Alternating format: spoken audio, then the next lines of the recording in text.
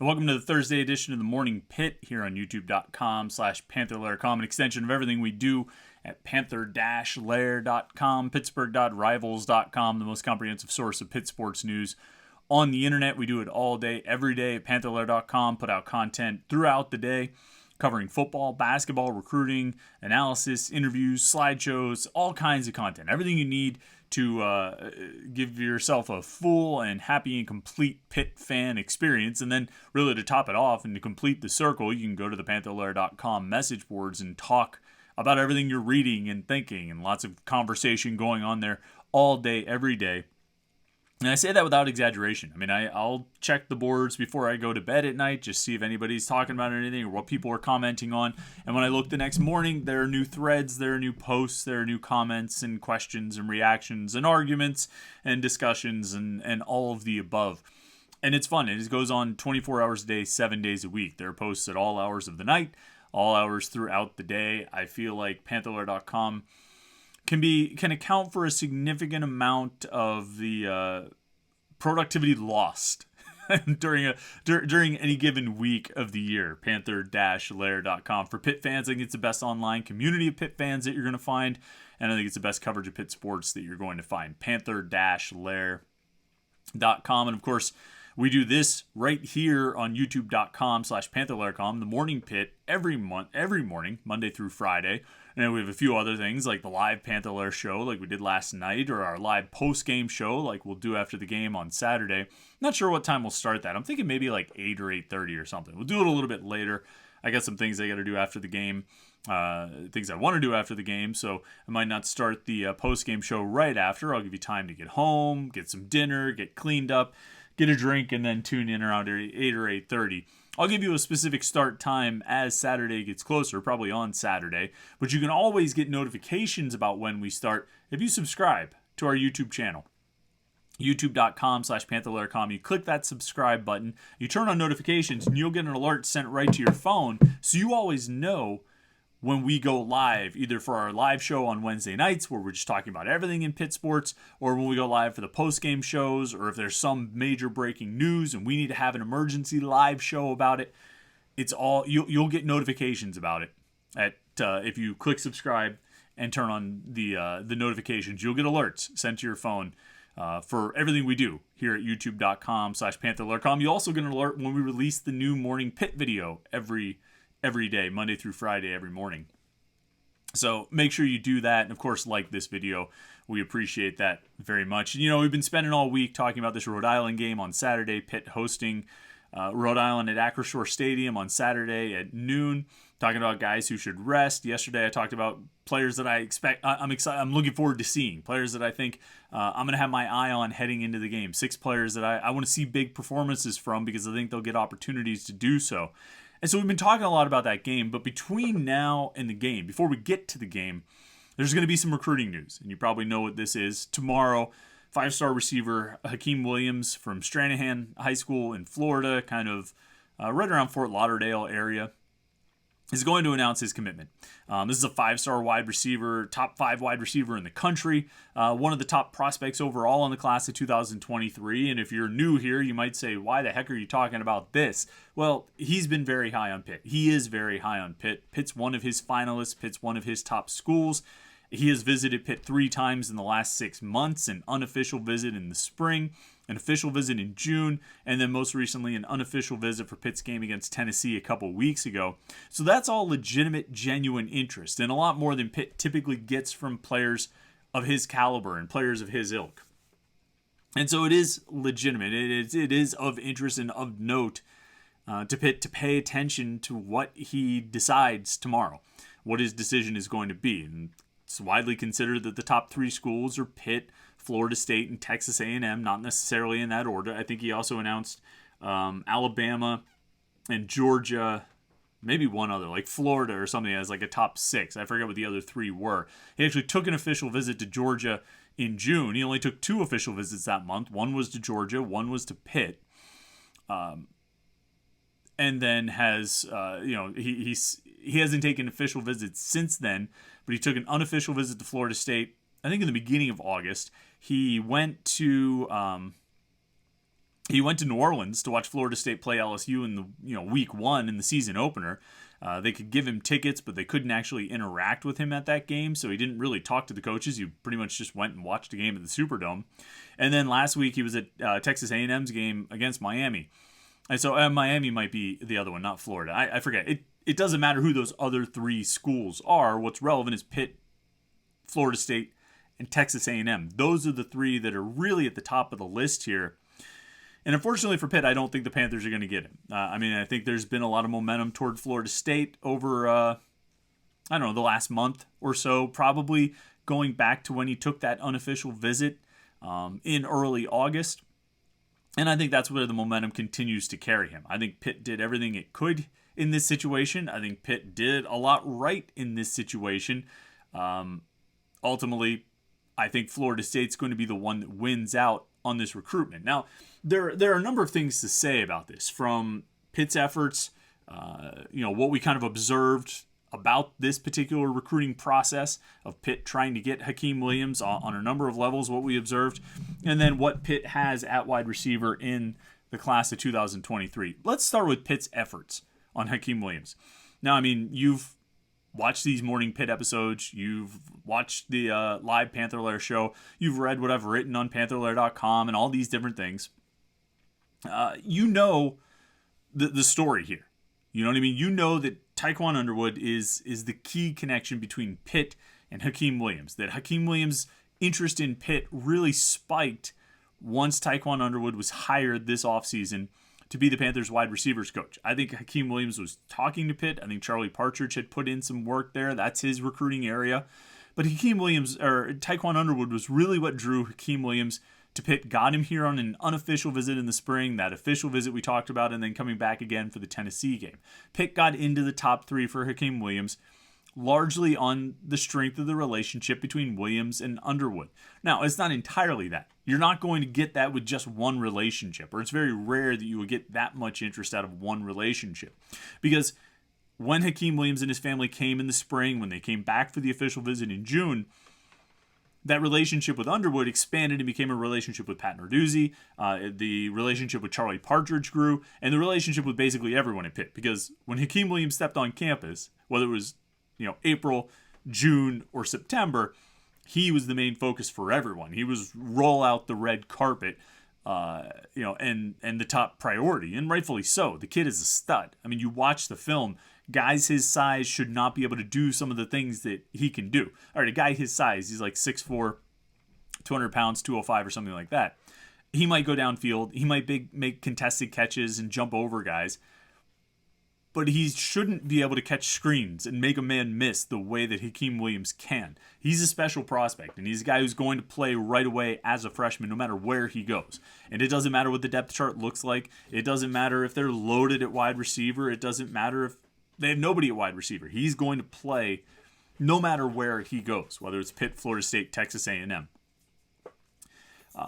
What Pitt was able to do with Hykeem Williams is build the relationship and make him a priority and create a strong connection between him and the coaching staff and the city. And that was one of the biggest things when Hykeem Williams came out of his visits, when he would talk about his visits to Pitt. He talked about how much he and his family liked the city, loved the city, and loved the campus, and loved being in Pittsburgh. And I think it was all very legitimate and very sincere. I think there's always the joke that nobody's ever had a bad official visit. But I do, just based on the quotes that you often read coming out of those things, but I do think that Hykeem Williams and his family were sincere in how much they liked being at Pitt and liked being in Pittsburgh. When we look at this recruitment and we look at this recruiting process and say, well, what can we learn from this? I think there's a few things. One, I think it speaks to Tyquan Underwood's strength as a recruiter. It's a heck of an endorsement for him to even get as deep with Hykeem Williams as he did, to get Pitt as deep with Hykeem Williams as he did. I'm reminded of Chris Beatty when Chris Beatty first got to Pitt in the spring of 2019, I guess it was. He did an unbelievable job of getting young talent from Virginia, from that 757 area code, the Tidewater area, did an unbelievable job of getting those guys on campus for unofficial visits, even young guys who were finishing up their sophomore years of high school. And that was key because he was able to use his connections and his relationships and use those relationships to get these kids to come onto campus. Now, they didn't end up getting all of those guys. They got a bunch of the guys that Beatty recruited, like Jalen Barden and Jordan Addison, and they ultimately signed Naquan Brown, even if they weren't able to hold on to him. There were a couple other, Rodney Hammond, I think it was another guy who showed up that spring, who was a younger player, but was a primary target for Chris Beatty. But even if they weren't able to get all of them, and those were some of the guys they did get, it spoke to his strength as a recruiter and his ability to build those relationships and connections that he was able to get the kids to take the visits in the first place. And I think, you don't want to have sort of loser's logic or say, well, it was just nice to be in the race. That's sort of the opposite of either you win or you lose. You know what I mean? If you're not first, you're last type of mentality. And both are sort of true.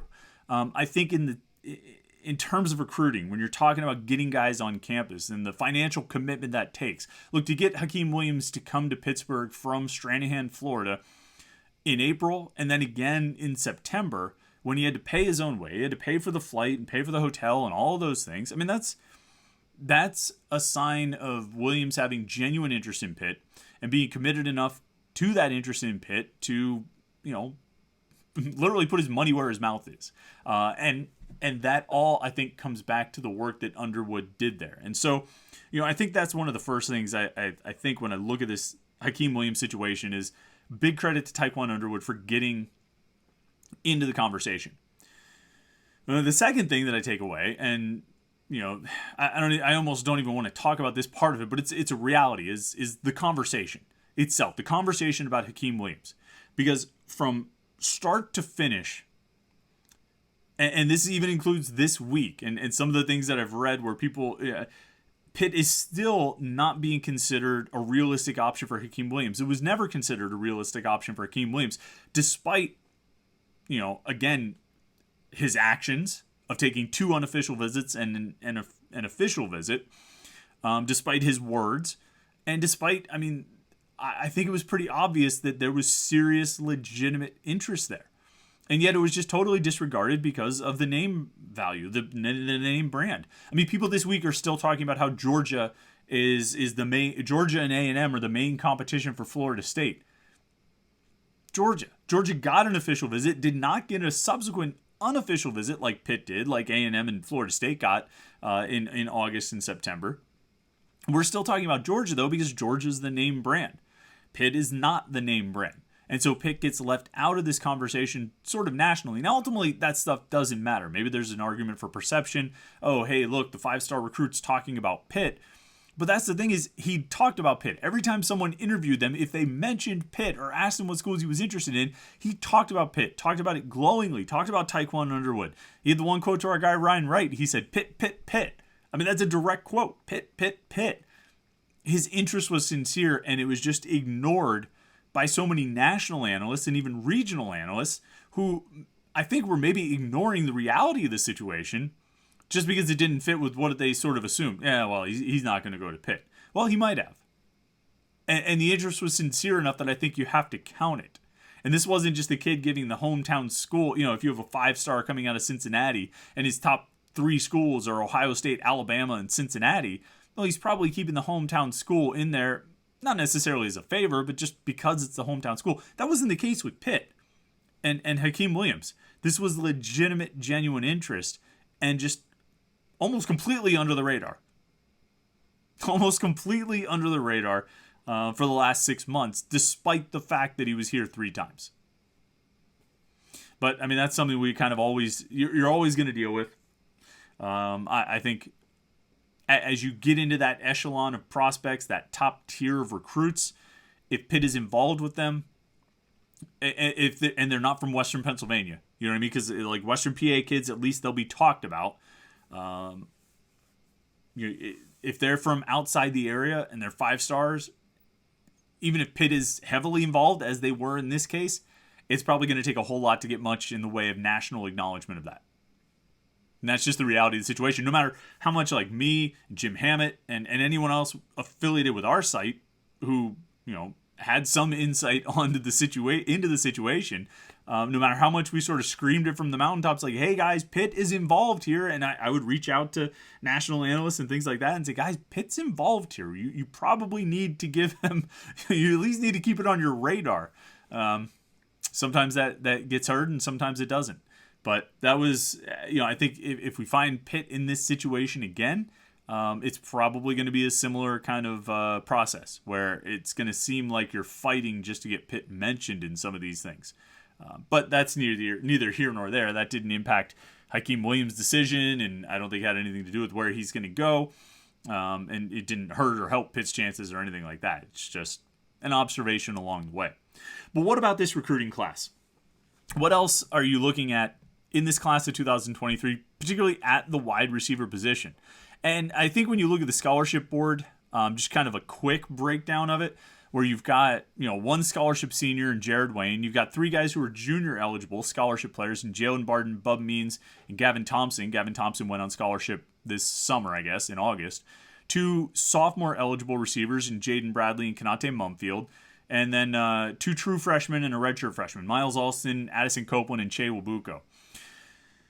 When you look down that list, I mean, that's 9 guys. 8 of them, well, I shouldn't say 8 of them play regularly. The reality is 5 of them play. Wayne, Barden, Means, Bradley, Mumfield. Maybe on Saturday with Rhode Island, you might see a little more Miles Alston or Gavin Thompson, possibly, maybe even Addison Copeland or Che Wabuko get their first snaps in college if that game goes the way you would expect it to or think it should. But when you look ahead to the recruiting class, it definitely seems like the coaches are anticipating a large group of receivers for this class. I mean, they've already got 3 committed, and they were obviously pushing very hard for Hykeem Williams, which would have been 4. And then there's one other commitment coming up here this weekend that we need to keep an eye on, and that's Daedrin Zipper.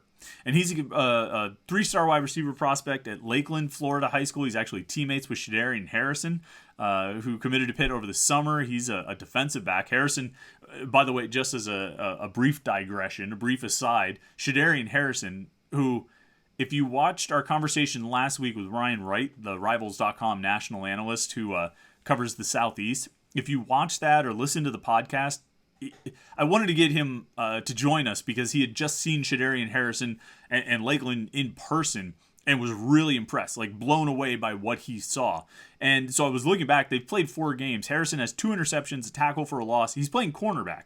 He's got 2 interceptions, a tackle for a loss, and a touchdown on, he was on the punt coverage unit, or punt return unit, and was going to try to block it, but it was a bad snap, and he ended up recovering it in the end zone for a touchdown. So Shadarian Harrison is going to be one of those Florida defensive backs that Pitt brings in, and we may or may not know anything about him, and then he ends up being pretty good. But his teammate, Daedrin Zipper, is announcing his commitment on Saturday. It's going to be during the Pitt game. I forgot what time he's announcing, either noon or 2, one of those. And he's got a final 6. Let me bring up his list. His final 6 is Pitt, Central Florida, South Carolina, BYU, and Utah. Although he recently said, he kind of even narrowed it down to 4 schools: Pitt, Central Florida, South Florida, and BYU. He took an official visit over the summer to Pitt. I forget. Let me check real quick where else he's taken official visits. He took a few. He went to Pitt. Actually, he went to UCF first. He went to Pitt the next weekend. And then most recently went to South Florida 2 weeks ago. Now, he has talked about how he's going to take an official visit to Utah. Not sure if he's going to do anything to BYU or anything like that. Look, ultimately, I think this probably comes down to Pitt or South Florida. I like Pitt's chances. And if they get Daedrin Zipper, I mean, even if they don't, I mean, one way or the other, between now and then, you should check out his huddle film. I was looking at it earlier. And 4 games so far, and I counted 3 touchdown catches, 1 59 yards, 1 for 38 yards, and 1 sort of a tight, close quarters touchdown from about 4 yards out. He had a 46-yard catch out to midfield from like the 6-yard line or the 4-yard line, somewhere around there. He had another 30 or 40-yard catch, and he even threw a 40-yard touchdown pass, lined up in the backfield, took a toss out to the right, chucked it down to the end zone. He's listed at 6 foot. He looks like he plays bigger than that. He's got good speed. I mean, he looks like a Florida athlete. And if you've watched if you've covered recruiting, you've followed recruiting, you've seen these types of players come through. I mean, Florida athletes are special athletes, you know, and when you see one, you just say, that guy looks like a Florida athlete. That's his style. You know what I mean? That's his skill set. He's a Florida athlete. I think Shadarian Harrison fits that mold. I think Daedrin Zipper can fit that mold as well. And like I say, he's going to be announcing his commitment on Saturday, and I think there's a pretty good chance he ends up in Pitt's class. And I would have said that even, you know, if Hykeem Williams was picking Pitt, I think they still might have tried to get Daedrin Zipper's commitment on Saturday, which would give them 5 receivers in the class. So clearly the coaches, you know, they were going to have a bigger recruiting class anyway, but they obviously want a lot of wide receivers. And I don't know if that's a reflection on some of the younger receivers on the roster. Maybe the fact that they only took really like 2 guys each of the last 2 classes in addition to bringing in a transfer or 2. You know, maybe they just feel like they need to build up the depth there to restock that room. But it's a big class. And I mean, it's a good class. I mean, just the 3 that they have already. Kenny Johnson is a sort of a bigger receiver, a thicker receiver from Dallastown High School in York, Pennsylvania. You know, I think he was the first receiver to commit over the summer. Zion Fowler, who we'll talk about in a second, from New Jersey, committed last fall. But Kenny Johnson committed over the summer, I think on the first official visit weekend. And that was not a huge surprise, but a little bit of a surprise. Because I think most people expected him to be sort of a heavy Penn State lean. And that ended up not happening. He ended up picking Pitt, and I don't think he ever even took an official visit to Penn State. And so that was a score there, I think, on a number of levels, in addition to Johnson just being a pretty good prospect. And then I mentioned Zion Fowler. He was the first commitment in the class. He committed last fall out of St. Peter's Prep in New Jersey. And there was actually some discussion on the message boards about his production so far this season. 4 games played. He's only caught 13 passes. That's not a whole lot, except for the fact that he's averaging like 21 yards per catch. And out of his 13 catches, 3 of them are touchdowns. So low volume, but he's packing a lot of, you know, bang for your buck. Out of the 13 catches, 3 touchdowns, and averaging more than 20 yards per catch. You like that potential, and you like what he's showing with that ability and with those stats, that production so far. And then Lamar Seymour, who is at Miami Central. I haven't been able to get his stats just yet. If you watched that video again last week where we talked to Ryan Wright from Rivals, the national analyst who covers the Southeast, particularly Florida and Georgia, he said that, you know, Seymour is in a situation where he's on a Miami Central team that is kind of loaded with prospects. And that doesn't mean he gets overshadowed. It just means they spread the ball around. And he's one of the main targets, but he's not the only main target. So, you know, he's the caliber of player who, if maybe there wasn't as much talent around him, he might be 800,000 yard receiver, something like that. I did not say an 800,000 yard receiver. There was a dash in between the two that you couldn't hear because it was in my head. An 800 to 1,000 yard receiver, because he's got that kind of ability, that big play ability, that reliability, and that talent. You know, there was a point over the summer as Pitt was continuing to work on Hykeem Williams and they had Lamar Seymour committed, and someone said to me, you know, Williams is awesome, and he's, you know, one of the best receivers in the state of Florida. He's one of the best receivers in the country. There's no question. If they could get Williams and Seymour, though, they're going to have 2 of the best receivers in the state of Florida, because Seymour is that good, maybe underrated and kind of overlooked. And so even if they're not going to get Williams, like, they're still ending up with a really talented Florida receiver in Lamar Seymour. So I think it's an impressive group. I really do. And I think if you add Daedrin Zipper to that group on Saturday, then it just becomes even more impressive and continues building this recruiting class out. You know, as we look at the class right now, bring up the size and ranking for you just to go over the numbers. 18 total commitments, currently ranked number 33 in the country. I think some of these guys, you know, Jordan Bass, the most recent commitment, he committed the night of the West Virginia game, is rated a 5.6 3-star. The Rivals rating scale, 5.6 up to, I think, it's 5.5 to 5.7 are 3 stars. 5.8 is where you break into the 4-star territory. 6.0 and 6.1 are 5 stars. So Jordan Bass at a 5.6 3-star should be at least a 5.7 3-star if he's not a full 4-star prospect. Shadarian Harrison is another one. We have him as a 5.5 3-star. That's way too low. He's going to be at least a 5.7 3-star, if not get a bump from there. I'll tell you, Braylon Lovelace is an interesting guy. Out of Leechburg, currently a 3-star prospect, a 5.6 3-star. And looking at his production, and he's playing at Leechburg. He's playing at low-level football. He's playing both ways. Leechburg beat Springdale over the weekend.